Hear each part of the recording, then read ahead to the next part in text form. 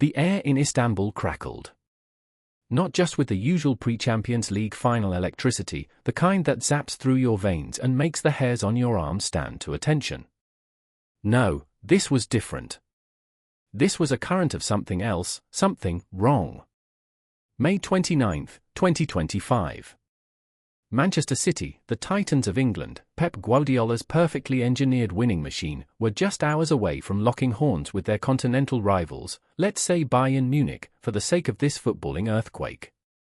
And at the heart of City's formidable attack, their Nordic god of goals, Erling Haaland, was supposed to be resting, mentally sharpening his spear, ready to unleash havoc.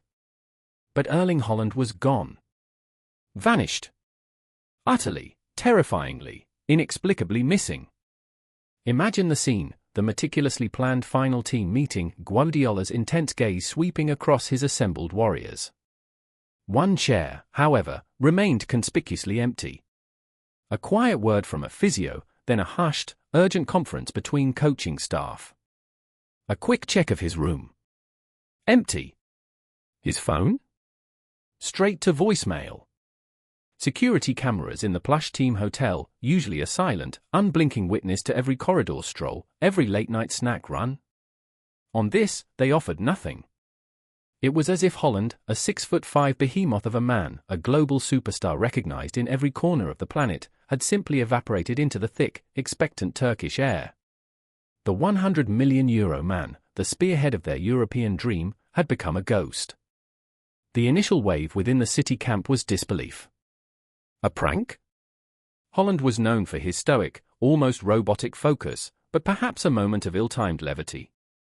That hope died within minutes, replaced by a cold, creeping dread. Guardiola, a man who controls every conceivable variable on a football pitch, was suddenly faced with the ultimate incontrollable. His face, usually a mask of intense concentration, reportedly turned ashen. Frantic calls were made, to his agent, Rafaela Pimenta, to his father, Alfie, to anyone who might have a clue. Silence. Or worse, equally bewildered, panicked responses. The news, as news of this magnitude always does, began to leak, first as a trickle of incredulous whispers on social media, then as a raging torrent through the world's press. Haaland missing. The headline was so stark, so unbelievable, it felt like a collective global nightmare. Fans already en route to the stadium, draped in sky blue, saw the alerts and stopped dead in their tracks, their joy turning to ash. The Champions League final, the pinnacle of club football, was suddenly a secondary concern. The world had one question: where on earth was Erling Haaland? The Turkish authorities, alongside Manchester City's own formidable security detail, launched an immediate, high-level investigation. The team hotel became a fortress, then a crime scene. Was this foul play? The dark thought wormed its way into every mind. In the high-stakes, high-finance world of modern football, were there forces desperate enough, ruthless enough, to resort to something so extreme? Could a rival betting syndicate, facing colossal losses if City won, have orchestrated a kidnapping? It sounded like the plot of a far-fetched thriller, but in those first few chaotic hours, nothing seemed impossible. Had there been a threat? A ransom note? The police were tight-lipped, but the city of Istanbul, poised for celebration, was now under a cloud of immense tension. Haaland's family, one can only imagine, were plunged into a living hell. His teammates, friends who'd shared dressing rooms and dreams with him, were reportedly in shock, some in tears, their focus on the biggest game of their lives utterly shattered. But then, as the initial fog of fear and confusion began to part, another theory started to gain traction, a theory almost as outrageous as kidnapping, yet chillingly plausible in the serpentine world of football transfers. Real Madrid. The two words that had shadowed Haaland ever since he exploded onto the European scene.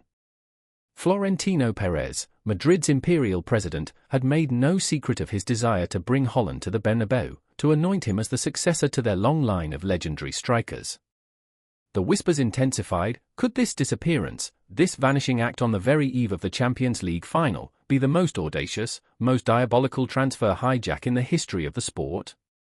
A secret midnight deal, executed with ruthless precision, designed to not only secure their man but also to mentally torpedo their Champions League final opponents. It was unthinkable. It was cynical. It was football. The clues, if you could call them that, were flimsy at first, but they started to coalesce into a disturbing pattern. A report of an unscheduled private jet leaving a discreet Istanbul airfield in the early hours of the morning. Murmurs that Haaland's super agent, Pimenta, known for her formidable negotiation skills and her willingness to play hardball, had been in uncharacteristically tense, secretive meetings for days. Real Madrid's own camp, usually a hive of pre-final media activity if they were involved, maintained an almost unnerving, strategic silence. Then came a leaked, unverified screenshot of a supposed encrypted message, allegedly between Pimenta and a high-ranking Madrid official, simply saying, "The Eagle is airborne." Phase 2. Was the Eagle Haaland? Was this his extraction? The narrative began to shift from a crime story to a Machiavellian masterclass in footballing politics. Could they really have pulled him out, convinced him, or even coerced him, hours before he was due to lead City into battle? The audacity was breathtaking. And then, the twist that confirmed the unthinkable, that validated the wildest speculations.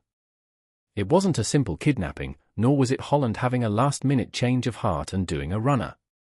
The truth, as it often is, was more complex, more calculated, and far more shocking.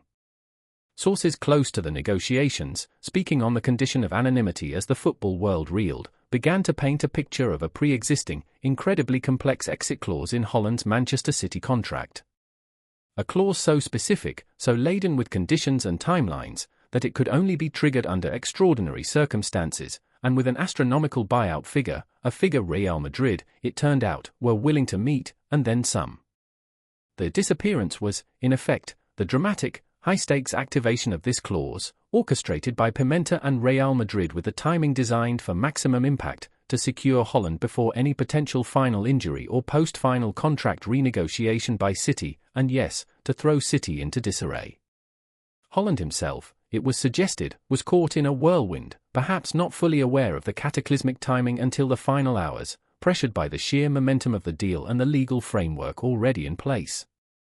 He wasn't physically abducted in the criminal sense, but he was certainly extracted from the City environment into a secure location where the final, legally binding stages of the transfer to Real Madrid were being ruthlessly executed. The ghost had a destination, the Santiago Bernabeu. The news officially broke, confirmed by a terse Real Madrid statement, just 3 hours before the Champions League final kickoff. Erling Haaland was, unbelievably, a Real Madrid player. The Champions League final still went ahead, a surreal, haunted affair. Manchester City, without their spearhead, without time to process the betrayal or the shock, fought valiantly but were a shadow of their dominant selves. They lost.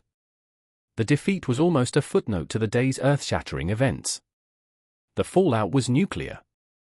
Manchester City fans were incandescent with rage, at Haaland, at Pimenta, at Real Madrid, at their own club for ever allowing such a clause.